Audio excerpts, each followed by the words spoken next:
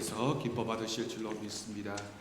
할렐루야. 오늘도 하나님 주시는 말씀의 은혜가 우리 사랑하는 성도들 심령 가운데 주님의 주시는 은혜로 가득하기를 주님의 이름으로 축복합니다.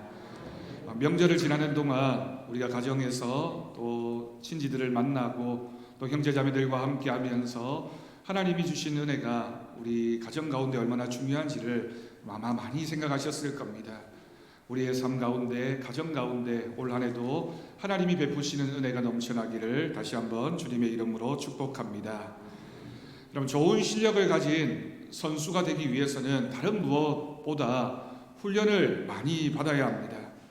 그런데 알고 있지만 스스로 훈련하는 선수는 그렇게 많지 않습니다. 왜냐하면 훈련이라고 하는 것은 누구에게나 힘들고 고단하고 고통스러운 일이기 때문입니다.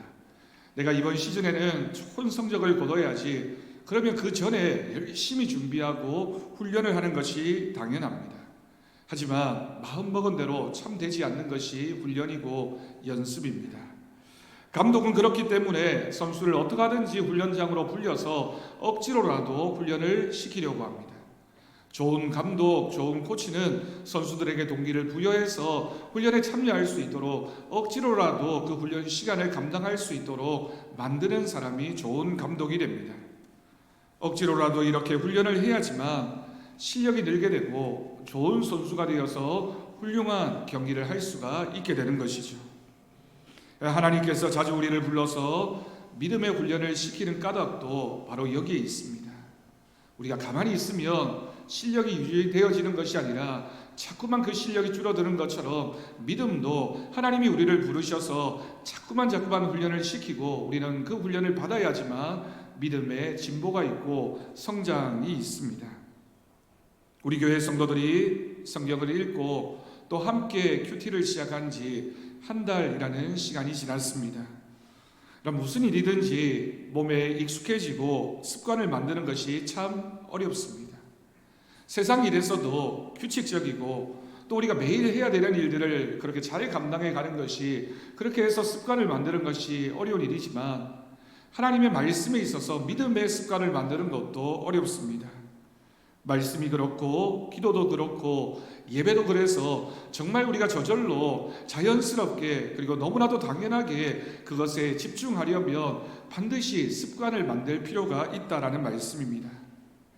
존경하는 스펄전 목사님께서 그런 말씀을 하셨습니다.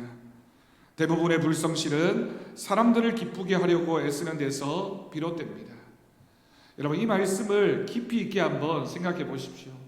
우리가 대부분의 생활에서 나태하고 불성실한 것은 그것이 내 만족을 위한 것이라면, 나를 기쁘게 하고 사람을 기쁘게 하는 것이라면 그런 불성실의 함정에 빠질 수밖에 없다라고 하는 뜻입니다. 여러분, 여기서 사람을 기쁘게 한다는 것이 무엇일까요? 사람을 기쁘게 한다는 것은 여러 가지 의미가 있겠지만 가장 먼저는 나를 기쁘게 하기 위한 일을 하는 것입니다. 내 만족을 위해서 일을 하면, 또 내 만족을 위해서 그것을 한다라고 생각하면 결국에는 내 삶에 성실하지 못하게 됩니다. 또한 사람을 기쁘게 한다는 것은 하나님이 아닌 다른 것에 내 삶의 목표를 두고 살아가는 것을 의미합니다. 당신은 사람을 기쁘게 하는 사람입니까? 하나님을 기쁘게 하는 사람입니까? 라고 묻는다면, 여러분, 우리가 뭘 위해서 살고 있는지, 정말 우리가 어디에 목적을 두고 내 만족이 어디에서부터 오는 것인지를 분명히 알아야 된다라고 하는 말씀입니다. 그럼 내가 목적이 되는 삶은 당장에는 좋을 것 같습니다.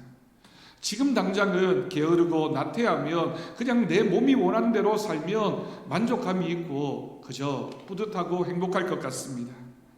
하지만 여러분, 꼭 기억하십시오.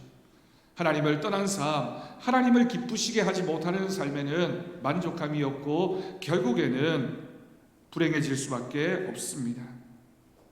그래서 오늘 본문 10절을 보면 우리에게 하나님께서 말씀하십니다. 사도 바울의 고백이기도 합니다. 내가 사람들에게 좋게 하랴, 하나님께 좋게 하랴, 사람들에게 기쁨을 구하랴. 사도 바울도 이 질문이 늘 자신의 마음속에 와 있었습니다. 내가 감당하는 이 일들을 하면서 내가 사람을 위해서 하는 일인가, 하나님을 기쁘시게 하기 위한 일인가, 정말 내가 하나님을 좋게 하기 위해서 이 일들을 하고 있느냐가 사도 바울의 질문이었고 그에 대한 대답을 찾기 위한 그의 몸부림이었습니다. 오늘 말씀을 통해서 우리가 하나님을 좋게 하는 삶이 무엇인지, 하나님을 기쁘시게 하는 올 한 해가 되기 위해서 우리가 무엇을 결단해야 하는지 교훈을 얻고 결단하는 귀한 은혜의 시간이 될 수 있기를 바랍니다.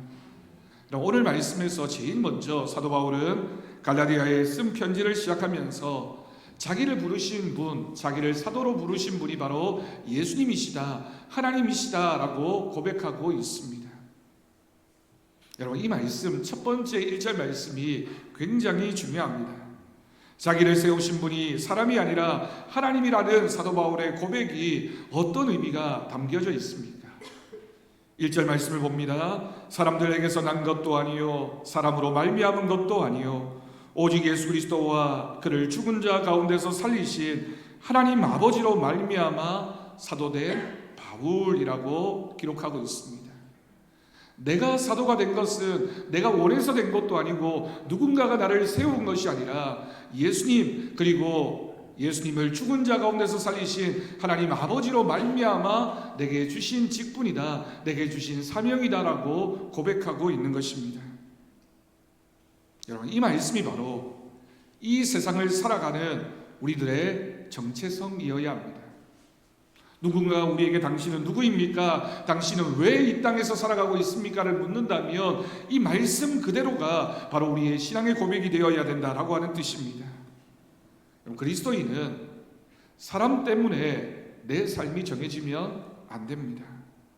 누군가가 나에게 무엇이라고 말했다고 해서, 또는 누군가가 나에게 너는 이렇게 해야 돼 라고 얘기했다고 해서 그것이 내 삶의 정함이 아닙니다. 사랑으로 말미암아 내가 행복해지는 것이 아니기 때문입니다. 그렇다면 무엇입니까? 성도의 정체성은 사람의 말이나 세상의 형편에 있지 않습니다. 성도가 되는 것은 착하게 살아서 언젠가 성도가 되는 것도 아닙니다. 믿음의 사람이 믿음에 있어서 성숙해 간다는 것은 저절로 되어지는 것도 아니고 시간이 지나면 되는 것이 아니라, 그렇다면 무엇일까요? 예수님께서 우리를 구원하셨음을 우리가 믿을 때 그때부터 시작되어진 하나님의 구원의 역사입니다. 예수님께서 우리를 구원하셨으니 이미 우리는 거룩한 존재가 되었습니다. 성도는 그 믿음으로 세상을 살아가는 사람이며 이 세상을 이기고 죄악을 이기는 하나님의 자녀로 부름을 받은 것입니다. 우리가 어떤 그럴듯한 성과를 이루어서 하나님이 우리를 자녀 삼아 주신 것이 아니라 하나님이 우리를 부르셔서 자녀 삼아 주셨기 때문에 우리가 이 세상을 이길 수 있고 믿음으로 살아가는 사람이 된 것입니다. 그러므로 가장 먼저는 우리를 위하여 죽으신 예수 그리스도의 십자가의 은혜가 가장 첫 번째 우리의 구원의 근거이며 우리가 이 땅에 살아가는 우리의 삶의 목적인 줄로 믿습니다. 그래서 사도 바울은 갈라디아 교회에 인사하면서 너희에게 은혜와 평강이 있을지어다 라고 인사하고 있습니다. 본문 2절을 보면 이 인사를 하면서 특별히 자기와 함께 있는 모든 형제와 더불어 너희들에게 인사한다 라고 기록하고 있습니다. 바울은 어떤 상황에서나 자신의 사역을 감당하면서 또한 직분을, 사명을 감당하면서 사람들과 함께하는 사람이었습니다. 그에게는 늘 그 곁에 동력자가 있었습니다. 그리고 그 동력자와 함께 그는 가는 곳마다 교회를 세웠습니다.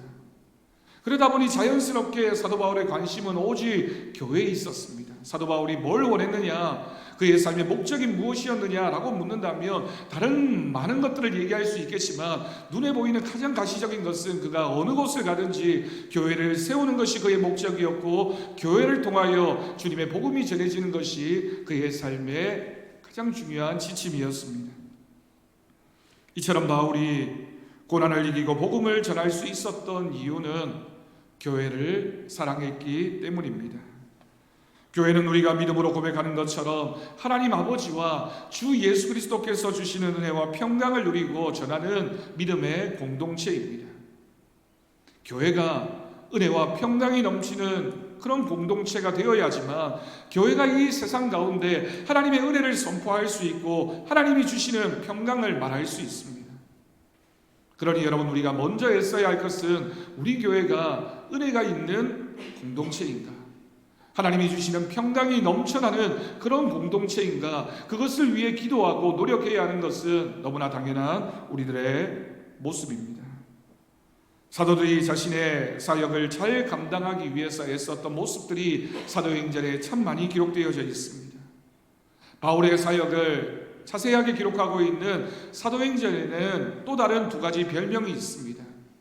그것은 바로 사도행전을 가리켜서 성령행전이라고 부르고 또한 교회행전이라고 부릅니다. 사도행전, 성령행전, 교회행전이라고 하는 이 세 가지 이름들이 가지는 공통점이 무엇입니까? 사도들이 자신의 사역을 잘 감당하기 위해서는 가장 먼저 성령 충만한 사람이 되어야 합니다. 성령이 충만해야지만 자신에게 주신 사역을 믿음으로 고백할 수 있고 그 사명을 감당할 수 있습니다. 그러니 너무나도 분명하게 사도행전에는 성령 충만했던 사람들의 이야기가 담겨져 있습니다. 그렇다면 성령 충만한 사람들이 감당했던 사역이 무엇입니까? 성령 충만했던 그 사람들이 감당했던 사역은 바로 교회를 세우고 교회를 사랑하는 일이었습니다. 그러니 사도행전은 성령행전이 되고 성령행전은 바로 교회행전이 되는 것입니다. 사도 바울은 누구보다 교회를 사랑하는 사람이었습니다. 왜냐하면 그가 믿기를 교회를 사랑하는 것이 하나님을 사랑하는 것과 동일하다라는 믿음이 그에게 있었기 때문입니다. 왜 이럴까요? 사도 바울은 사도행전에서 또한 그가 쓴 편지에서 늘 고백하기를 교회야말로 그리스도의 몸이며 십자가가 세워진 목적이라고 고백했기 때문입니다. 교회는 그리스도의 몸입니다. 피로 값주고 사신 공동체입니다. 이 땅에 우리 주님이 오셔서 십자가를 지시고 성도 한 사람 한 사람을 구원하셨을 뿐만이 아니라 그들과 함께 교회라고 하는 믿음의 공동체를 만들라고 말씀하셨고 그 교회를 통하여 복음이 전해지는 역사가 있기를 원하셨던 것입니다. 그래서 여러분, 성도는 교회를 사랑하는 사람입니다. 저도 교회를 사랑합니다. 우리 성도들도 교회를 사랑하는 마음이 가득한 귀한 믿음이 되어지기를 간절히 바랍니다. 사도 바울은 오늘 말씀에서 여러 문제에 대해서 이야기하기 전에 먼저 예수님을 찬양하고 있습니다. 그럼 우리가 기도할 때에도 또는 어떤 회의를 할 때에도 우리는 여러 가지 문제에 집중합니다. 그런데 사도 바울이 갈라디아서를 쓰면서 갈라디아 교회에 있는 여러 문제들을 기록하고 있는데 그보다 먼저 했던 내용은 하나님께 찬양하는 것이었습니다. 성도가 서로 문제나 형편에 관한 기도의 제목을 나누는 것은 귀한 일입니다. 그러나 그에 앞서서 성도들이 서로를 향해 먼저 전할 최고의 인사와 위로는 주 예수 그리스도의 이름입니다. 우리가 만나면 가장 먼저 인사하고 위로해야 할 일은 주님이 우리의 왕이십니다. 주님이 우리와 함께 하십니다. 주님께서 당신과 함께 하실 줄로 믿습니다 라고 하는 것이 우리의 신앙의 고백일 뿐만이 아니라 서로 간의 인사가 되어야 한다라는 말씀입니다. 영광의 주님은 이 악한 세대에서 우리를 건지시려고 우리의 죄를 대속하시려고 자신의 몸을 우리에게 내어주셨습니다. 주일을 보내는 동안 또는 주중에도 성도들이 만나 서로 대화합니다. 여러 가지 삶의 이야기와 또한 세상 이야기들을 합니다.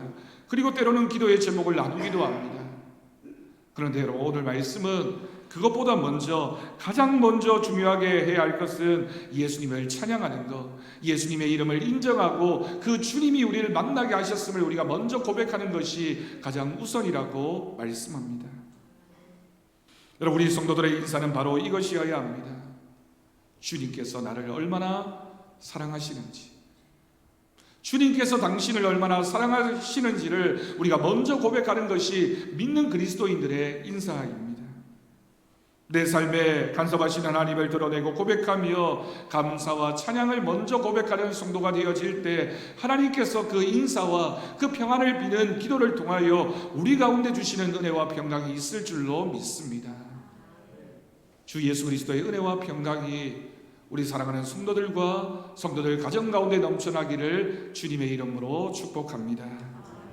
여러분, 오늘도 우리는 먼저 문제를 말하기에 앞서서 문제보다 크신 예수님 이름을 찬양하는 것, 그것이 우리의 믿음의 모습입니다.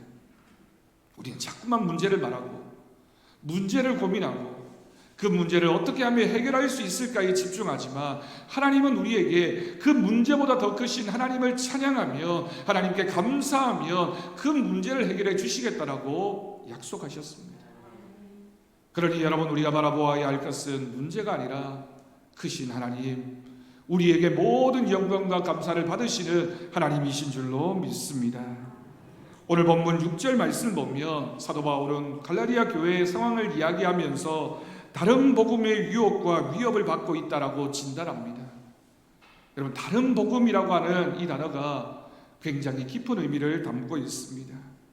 사도 바울은 이 말씀을 기록하면서 자신이 사랑했던 교회가 다른 복음으로 인하여 위협받고 또한 유혹받는 그 상황이 견딜 수가 없었습니다.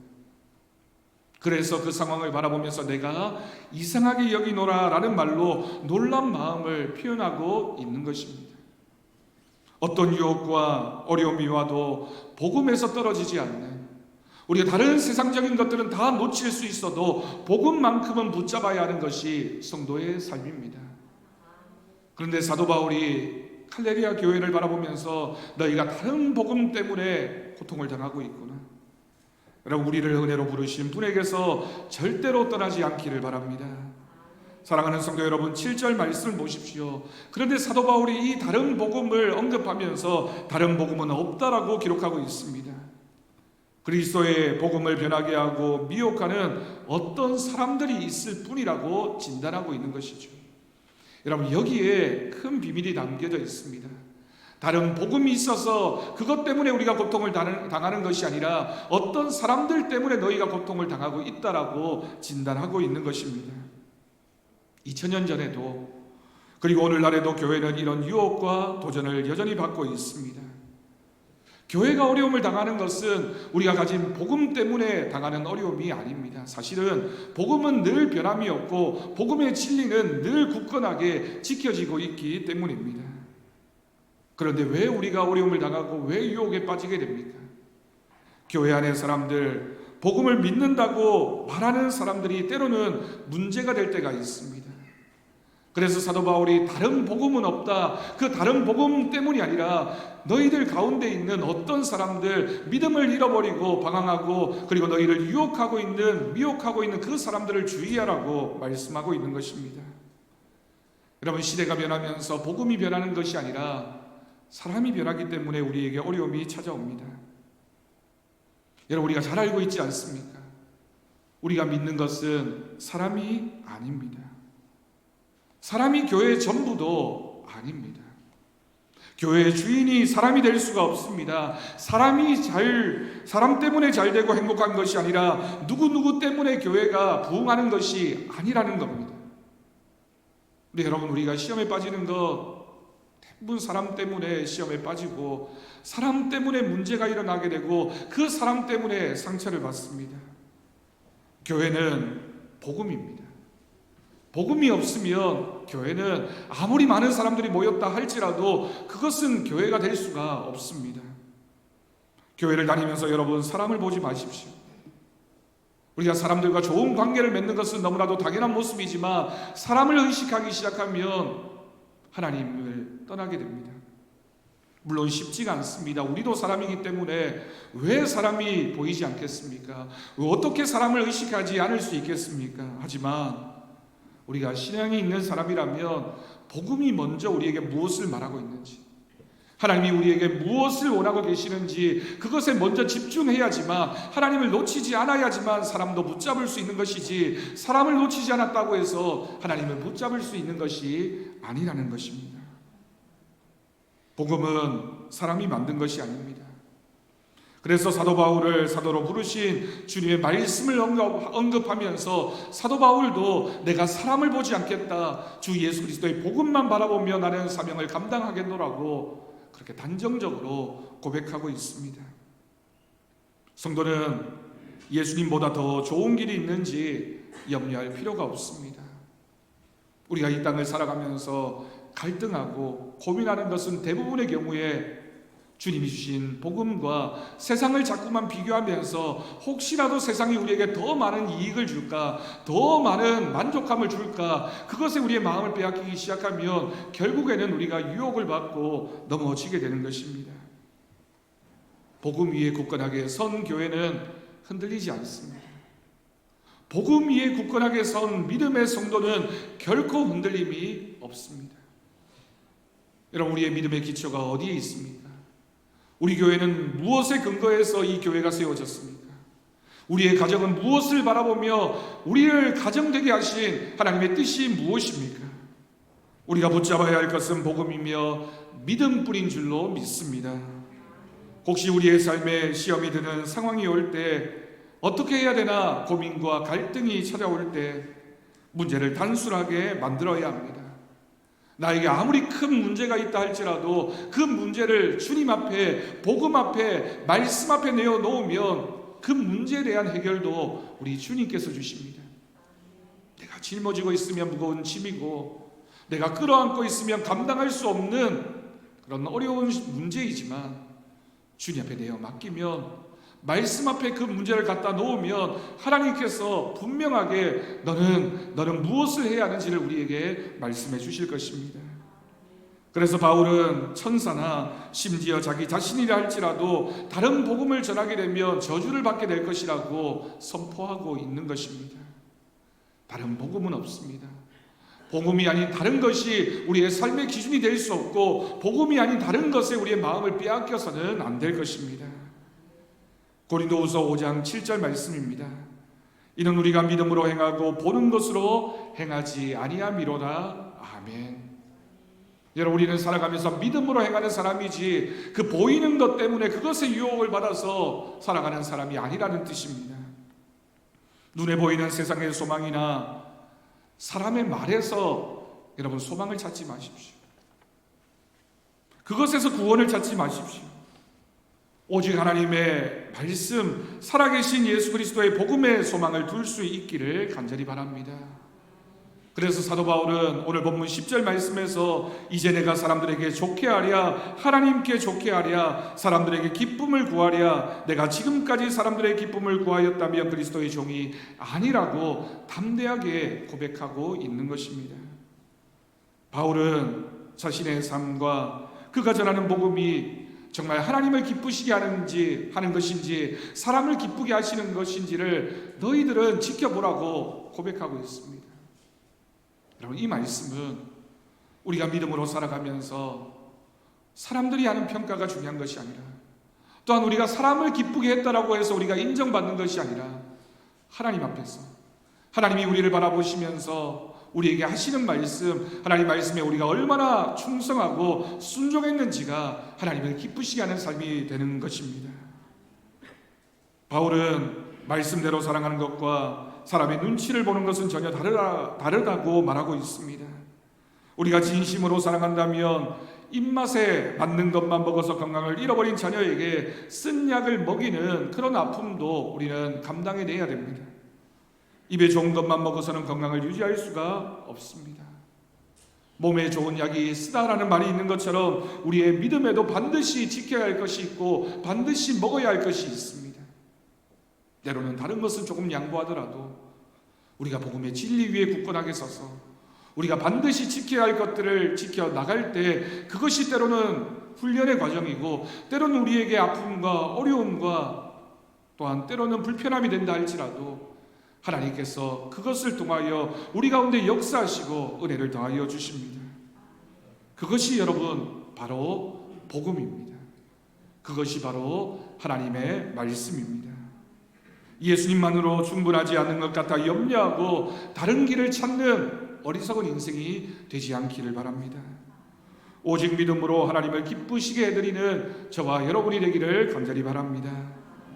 여러분, 우리의 삶 속에서 우리가 살아가다 보면 사람을 기쁘게 하는 것과 하나님을 기쁘시게 하는 것이 정확하게 분리되어지는 것이 아니라 때로는 상충되어지고 때로는 겹쳐져 있고 갈등을 일으키는 경우가 있습니다. 그래서 이게 정말 하나님을 기쁘시게 하는 것인지 사람을 기쁘게 하는 것인지가 헷갈릴 때가 있고, 때로는 사람을 기쁘게 하느라 하나님을 기쁘시게 하는 것이 어려울 때가 있습니다. 교회에서든 일터에서든 모든 면에서 그리스도인이 이웃과 또는 주변 사람들과 좋은 관계를 맺어야 하는 것은 너무나도 분명합니다. 그런데 하나님보다 사람을 의식하고 두려워하는 것은 우리 모두가 가진 고민일 수밖에 없습니다. 하나님을 생각하고 하나님을 기쁘시게 하는 것 잘 알고 있지만 자꾸만 사람이 의식되고 자꾸만 사람에게서 영향을 받고 상처를 받는 것이 우리들의 현실이기도 합니다. 왜냐하면 여러분, 사실 하나님은 우리의 눈에 직접 보이지 않기 때문에 우리가 그것을, 하나님이 우리에게 압력을 행하시는 것을 우리가 느끼지 못하기 때문입니다.